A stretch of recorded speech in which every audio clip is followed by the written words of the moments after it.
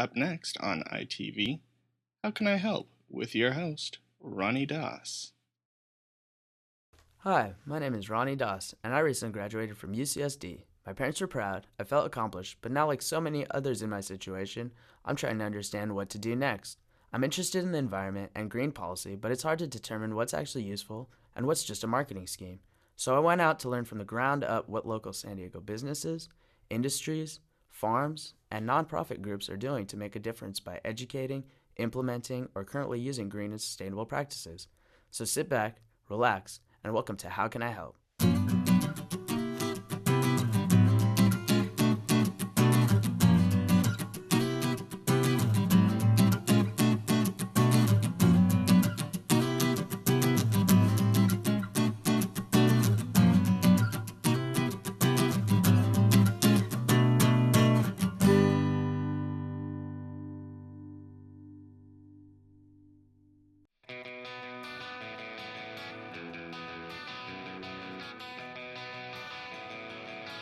Cool the Earth is a free K-8 program available for any school that wants to get their kids to start learning green. Traditionally, a group of adults comes in to talk about the program and get kids excited.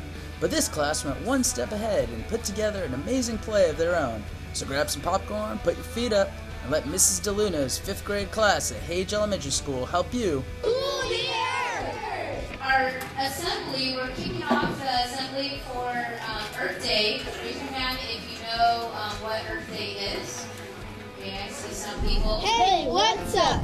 Some of you know us. My name is Kenneth. And my name is Sabrina, and we're in 5th grade here at Hage. We've been working pretty hard to put this thing on for you guys, so listen up. This show is to explain about our school's new global warming program called Cool the Earth. I know you've all heard about global warming, sometimes called climate change, because it's in the news all the time. Well, we're going to let these guys explain it to you.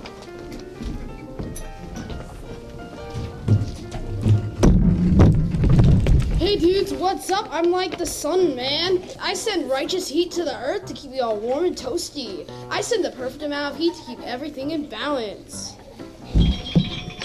Hello, excuse me a sec. Yeah, I'm like on stage now. We're all waiting for you. No, they're not gonna ignore you. Will you just hurry up and get on stage already?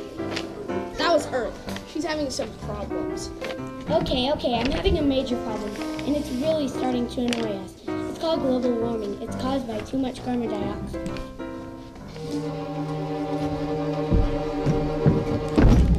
You rang? Did I hear someone say carbon? Yes, but you can leave now. Thank you very much. Whoa, what's up with her? It's not like I showed up uninvited.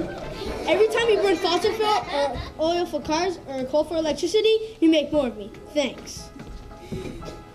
Boy, that guy bugs us. We mean a little of him is fine, but he wants more and more and more. Ha! That's too bad for you, Earth.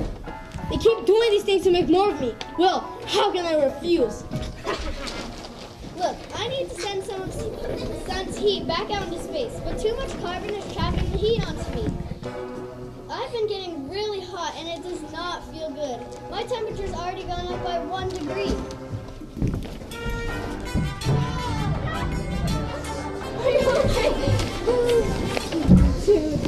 Greetings! About this 1 degree, first think about when you have a fever, even a degree or 2. Feels pretty rotten, right? Well, now maybe you'll understand why Earth is so cranky. Yeah, but it's not that I just have a tiny fever. Tell them the real deal. We're getting stuff. Well, you see, global warming is causing the air and the oceans to get warmer. This means the seas are rising. Not good, since more than 50% of Americans live in coastal areas. California had its worst heat wave ever in 2006. Lots of people suffered, and we almost did not have enough electricity to keep our lights on and air conditioners running. And the trend is clear. 11 of the past 13 years have been the hottest on record. I think it's getting real hot in here, guys. I remember. It was like 107 in Kentfield for more than a week. It wouldn't even cool down at night. I knew it was too much for you guys, but what could I do? It was a pretty big drag. Yes, a drag. And precipitation is changing. Too much rain in some places and too little in others. Sabrina? We are also told we will get more rain than snow in the Sierras. It is projected the Sierra spring snowpack will be reduced by as much as 70 to 90%. This is bad news, since almost all the drinking water in California comes from the Sierras.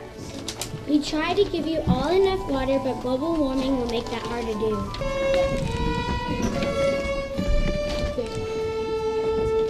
But our ice is disappearing.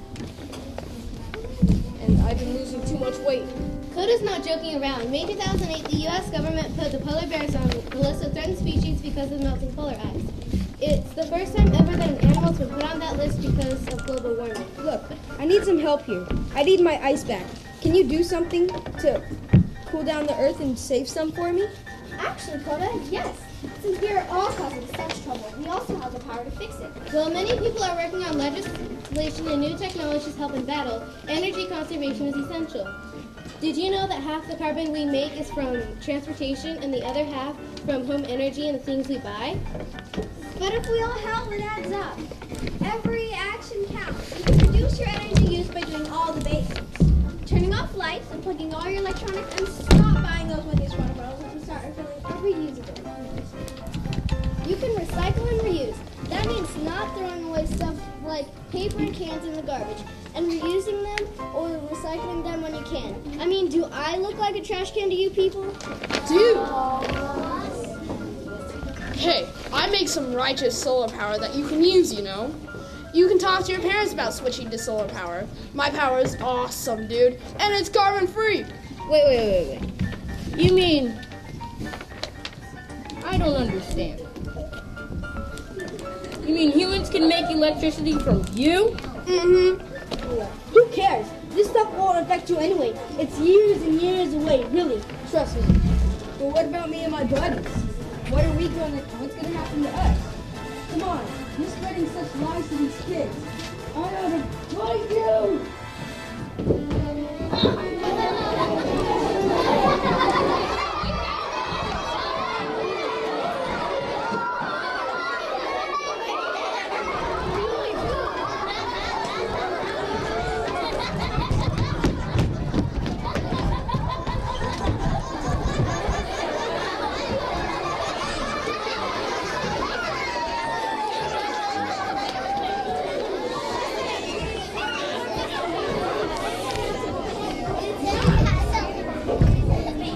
He wants us to think that it's a problem that is many years away, but it's here right now.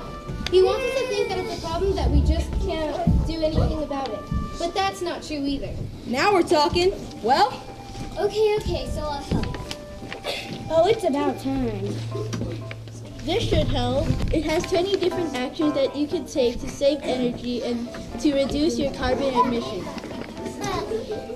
Like switching your light bulbs to those twisty light bulbs, or turning down your water heater.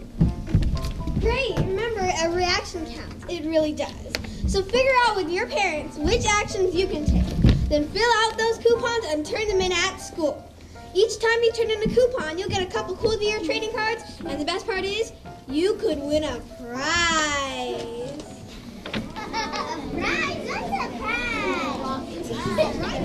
Thanks for your help. Together we can get rid of carbon and cool the earth. After an assembly, students are given an action coupon booklet. The Cool the Earth website explains exactly how it works. But let's get the kids at Hage Elementary to explain it. I'm with Rem, Brooke, Christina, and Francine, and we're at Hage Elementary. And today we learned about the Cool the Earth. So what do you guys have in your hands? What is So this? we have an action coupon booklet, and so what this is, they have like coupons, and like you get things to do like each day to help like reduce carbon, like this one. And when you're done, you have to get your parents' signature on it. Otherwise, you could just turn it in. Turn it in and get all this. Okay. Yeah, so like this one, you power down your video games. So Okay. like you stop playing your video games for like the day, then like you're saving carbon each time you do that. Oh, okay. Nice. And so you get prizes. Oh, you guys get prizes? Yeah, for and like completing this? when you're done, you rip it out and bring it to room 37, and we hang it on the poster, and you might win prizes like a water-powered clock Oh, or what's- a water what pebble. is- Or What's a water pebble? The water pebble, it's times how long you take a shower, and it tells you, it turns red if you're going over, and it's green when it's And you put it in your drain. Yeah. Oh, okay. what are you guys thinking about doing? What would you guys want to do? I would want to recycle. Recycle? Yeah, recycle. Stop playing video games for a while. Reduce, reuse, recycle. Oh, okay, so yeah, keep it simple. Just reduce, reuse, and recycle. Awesome. Are you guys gonna try and get your parents to do some of these things? Yeah. Awesome. Oh, this is the water bubble? So this is what the water pebble looks like. I think when you put it in the drain. Yeah. Right? Yeah. And then like for the first time you use this, the shower, it'll time the shower, and then if it turns red, then you use too much water. Not for the first time. Then for like the next time, then it'll be green for the whole time, and then until then it'll turn red. Then you have to stop your shower. Here's the chart. And what does 100% mean? That we saved. Yeah, we saved a lot of carbon, and we didn't use as much. Okay, so is it 100% of the students did it, or 100%? Okay, wow, nice. And are you guys pretty excited to try it and try and get these prizes? Yeah. Yeah, nice. Now that I've seen how cool the Earth is preparing the youth, I want to talk to the teenagers at High Tech High, North County to see how project-based learning is used to address environmental issues.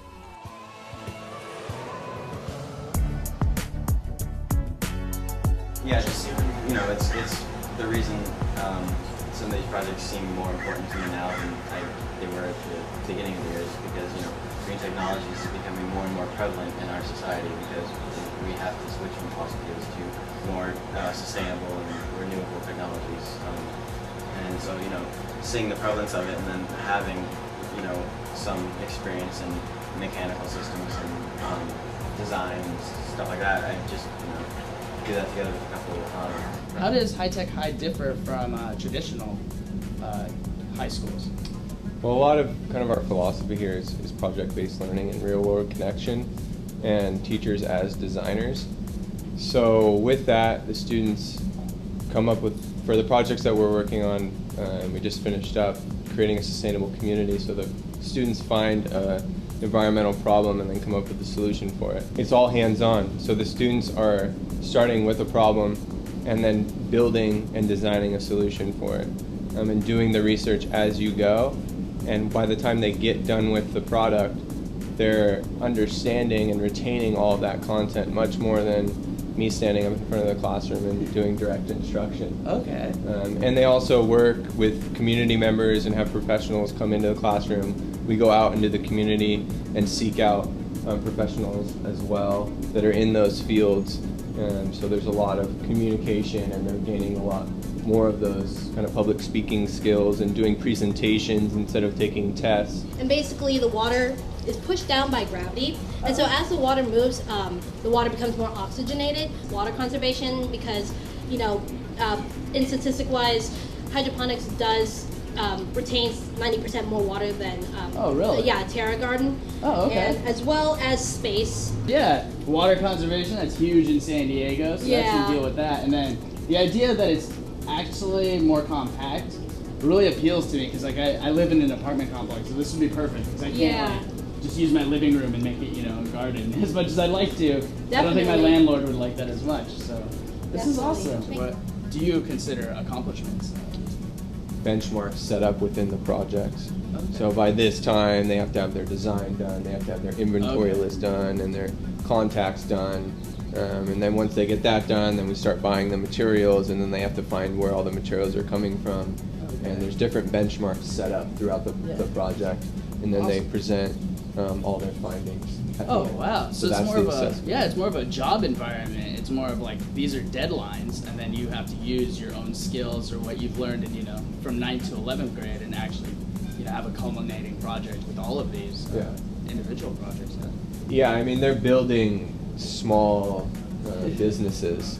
And have to do all the work that it takes to run a business. And it's amazing, like you were saying, these are small businesses. I mean, I've been doing this show, and it's we keep seeing these companies with these kind of products coming out right now. So it's just perfect for the time. It seems like the kids are getting on it, at a great age to start learning this stuff. Like on a roof, and he said, no, mobile solar array. Oh, yeah. Okay. So I'm like, all right, so we got to move around the solar panels. Well, Wait, this moves around? This is completely mobile.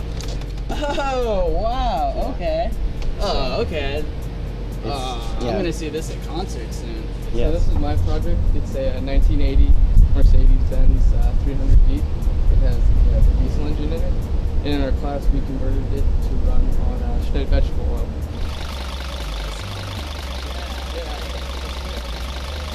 And how do these kids stack up when you're talking about stuff like, I mean, when you do have to eventually get into college, there's things like you do have to take SATs and stuff like that. Are these kids getting into higher education? Or are they going into college? Yeah, all the students are set on a California A through G program, so they're all in college prep classes. And the junior year, they take the SATs, and they do really well. Oh, okay. And what's your graduation rate for as far as going to higher education? All of our students go to college. All of our students graduate. Okay. And, I mean, everywhere from local community colleges to UC Berkeley, UCLA, UCI, UC San Diego. Wow, so they not only have the hands-on skills, but they're competitive in the educational world. Correct. Amazing. Well, thank you so much for your time. I mean, I really enjoyed it.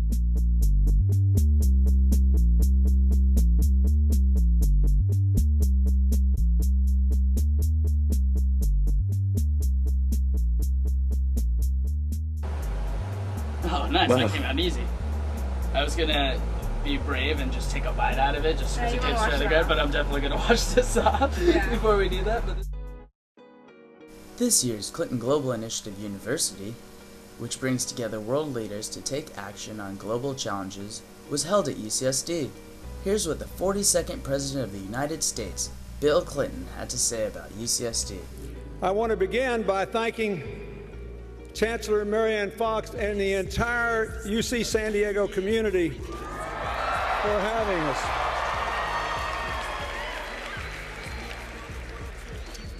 This is the first time we have met in California, and we chose UC San Diego because of its ongoing, consistent commitment to community service. And I thank all of you who are here who do that. Those crazy hooligans never think about the point of view when you don't know when you're gonna get to eat food again. Life is sink, so you better learn to swim. Rescue boats don't exist. After the president mentioned UCSD, we wanted to check out how this San Diego University is learning green. We went to the UCSD Green Open House, which is one of the many celebrations on campus for UCSD's 50th anniversary. I'm here with Chancellor Fox at UCSD Green Open House, and could you just tell us a little bit about this whole event? This is our third signature event from the 50th anniversary of the university. The first one was a gala where we honored people and talked about state-of-the-art technology. Oh, okay. The second one was where we developed intellectual property. Oh, wow. And the third is this one where we have our focus on sustainability and partnerships with the community. I think it's going extremely well, just as we had hoped. Chancellor Fox was right. There's a whole lot of things to do at the 2011 UCSD Green Open House. I walked around to check out the many booths and exhibits they had set up. UCSD really kicked off their Earth Week celebration and 50th anniversary celebration on Saturday, April 16th with fun for the entire family, including a car show, entertainment, landscape exhibits, cooking demos, health screenings, an e-waste collection drive, and much more. It was great to see Scripps Institute of Oceanography scientists, engineering students, families, kids, and students all hanging out. I'm pretty sure this is what college is supposed to be.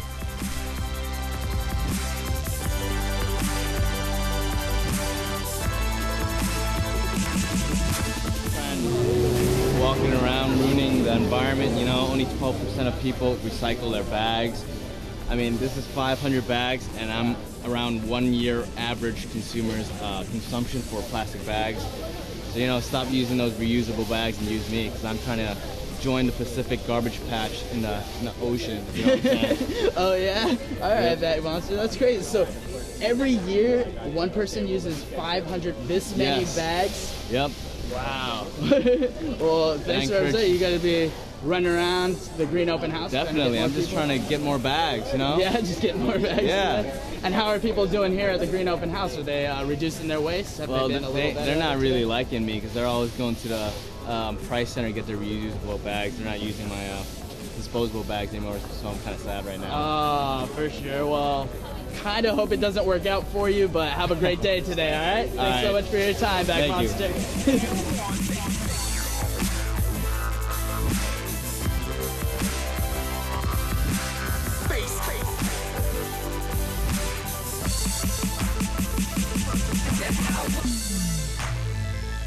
Awesome. And then why is sustainability an important factor here at UCSD? Well, I think as responsible citizens of not only Southern California, but California, the United States, the world, we have to figure out how to control climate. And climate and sustainability are very closely related. And we have a lot of programs here that focus on sustainability, and we hope to continue them. Wow. Well, thank you so much for helping out and giving us a little bit of your time. Seeds at City unites people of all ages, cultures, and backgrounds with the common goal of improving the quality of the earth and the lives of those who work the land and who share in the harvest. The farm provides local, healthful organic foods to those who have little or no access to such produce. It also offers education in the art of sustainable living to all. Let's learn more.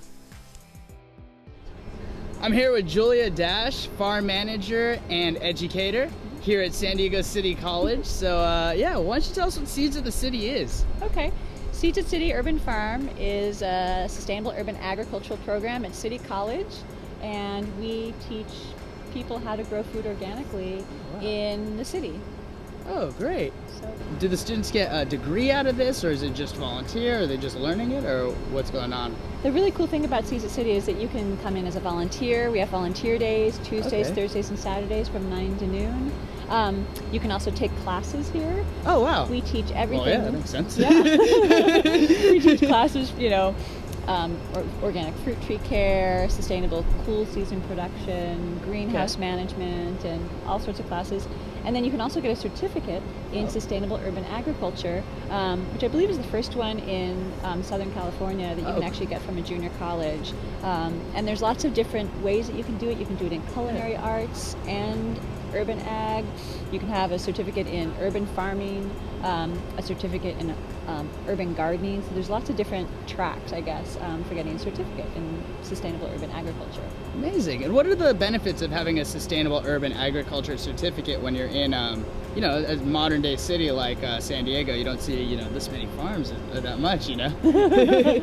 Just wait. Yeah, okay. We have a former apprentice who's now managing what's called restaurant-supported agriculture. She's actually managing a garden that grows food for a local restaurant. Oh, okay. So, and the list goes on. So there's lots of these new sort of green jobs that are popping up in San Diego that are really focusing around local food, local fresh sourcing of food in San Diego County. We get food at a farmer's market every Tuesday. And during the summer program, we have an apprenticeship program where people from the community can come and buy a share, which is called community supported agriculture. Okay. And they can buy a share for $15 full of all sorts of really delicious items that we grow here in the garden. Wow, so you guys could just, so you guys are getting the community involved behind just education. You're actually getting people, residents, to come over. Yeah, we're feeding people. Super cool. Well, thank you so much for, letting us know about this. It's a very affordable program. I'm glad I don't need my own farm to start with. Could, just come here and get the basics. Wonderful. Thank you.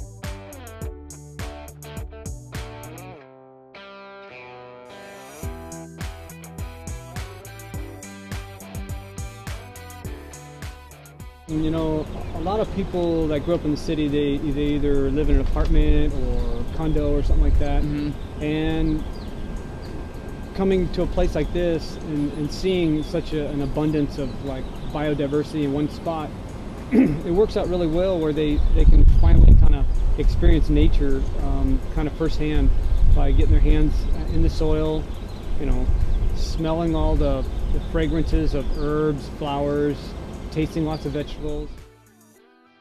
After learning green, I'm confident in the environmental education in San Diego for the leaders of tomorrow. Many of these students are exploring the issues of today, and I hope they bring innovation, creativity, and solutions to those same issues. Children are the future, and with all the kids we interviewed in this episode, I could sleep a whole lot easier knowing that they are being properly prepared for the future. To find out more about all our wonderful guests, or to get some information about this issue, be sure to log on to www.howcanihelpsandiego.com. See you there, Eco Diego fans. On the next episode of How Can I Help? So what is a green roof? So this particular product, Sky Vodka Bombs. Oh, really? Okay, yeah. Yeah. What is a green building? A green building is a residence or commercial where the interior space is energy efficient.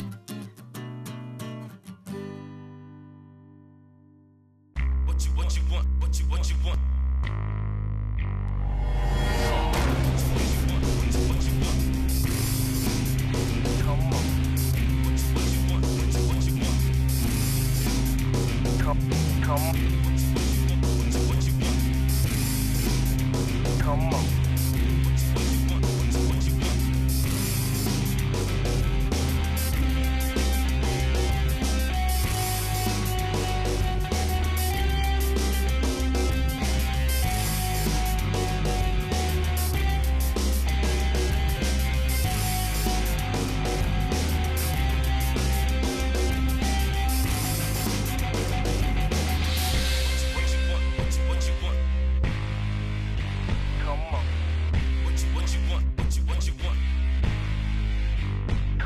Come